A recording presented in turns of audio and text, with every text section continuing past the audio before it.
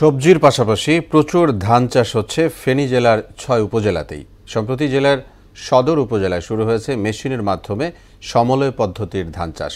Rice ট্রান্সপ্লান্টারের সাহায্যে BRI-92 জাতের চারা রোপণ করতে সব ধরনের সহযোগিতার আশ্বাস দিয়েছে কৃষি সম্প্রসারণ অধিদপ্তর।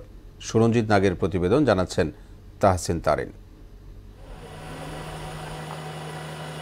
ফেনী জেলার সদর উপজেলায় সমলয় পদ্ধতিতে ধান চাষের উদ্বোধন করা হয়। চারা রোপণ থেকে শুরু করে সার, ওষুধ, পানি সহ নানা পরিচর্যা শেষে কর্তনকে সমলয় চাষাবাদ বলা হয়।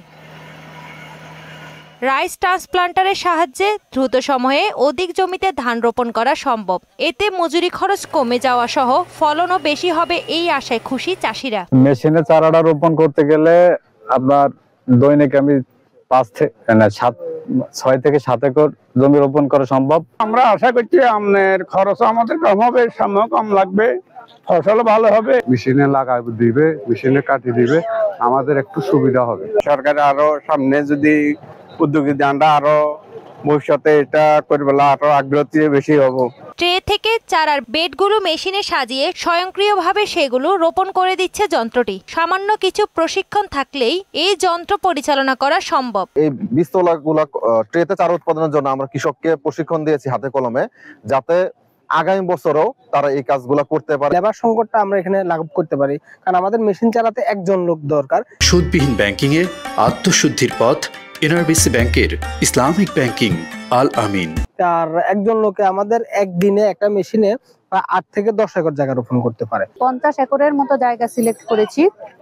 এই 50 একরের আমাদের 90 জন কৃষক তারা বেনিফিটেড হবে এই সুবিধার মাধ্যমে। গ্রুপ ভিত্তিক সমলয় পদ্ধতিতে চাষ করা গেলে উৎপাদন খরচ কমবে। এই জন্য প্রশিক্ষণ সহ সব ধরনের সহযোগিতার আশ্বাস দিচ্ছেন কৃষি বিভাগ।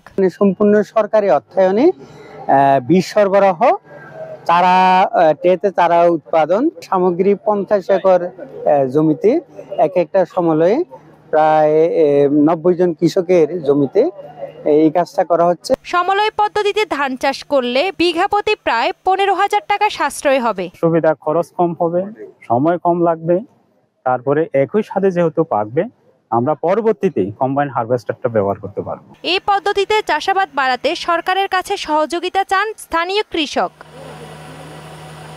তাহসিন তারিন, মোহনা সংবাদ।